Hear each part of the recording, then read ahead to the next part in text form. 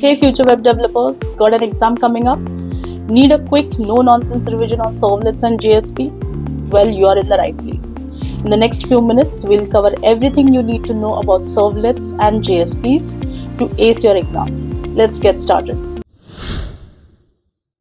Let's kick things off with a servlet. A servlet is a Java class that handles HTTP requests and responses. It acts as a middle layer between the user's request and the server's response. In simple words, it processes users' request and returns dynamic content. Think of it like a waiter who takes your order, processes it, and serves your food, or in this case, data.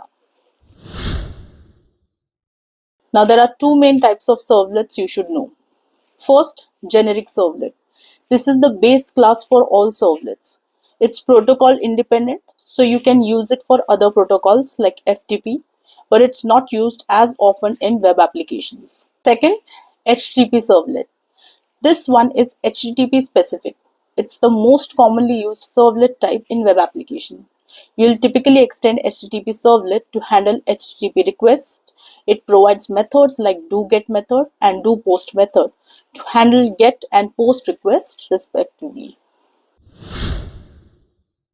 Alright, let's talk about the lifecycle of servlet. The servlet lifecycle is managed by the servlet container, like Apache Tomcat. Here's the process. First, initialization. When a client sends the first request, the container loads the servlet and calls the init method. This method is used to initialize resources like database connections. Next, request handling. After initialization, the container calls the service method to process client's request.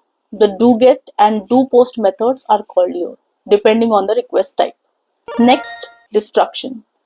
Finally, when the server shuts down or the servlet is no longer needed, the container calls the destroy method to clean up resources.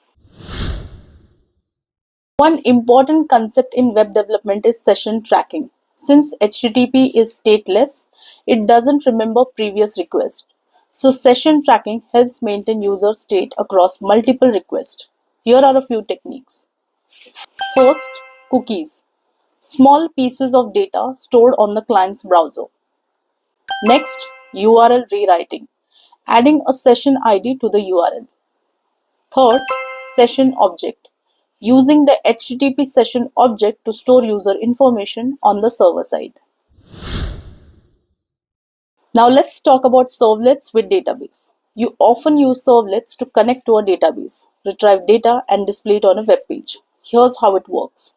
Get a connection to the database using JDBC, execute SQL queries to retrieve data, process the result, and send the output to the client via the servlet response. It's a simple yet powerful way to create dynamic web applications. Alright, quick recap. Servlets are Java classes that handles request and response. There are two types of servlets, generic servlet and HTTP servlet. The lifecycle of servlet involves initialization, request handling, and destruction. Session tracking keeps track of user data across multiple requests. Hey everyone, our free advanced Java course is launching soon on Udemy. Here's what you'll get. Practice test, interview prep tips, quizzes, and assignments to help you build a standout portfolio. Ready to level up your Java skills? Find the link in the description below and enroll for free. That's all you need to know to crush your exam. If you found this video helpful, don't forget to hit that like button, subscribe for more, and leave any questions in the comment. Good luck with your exams. You have got this.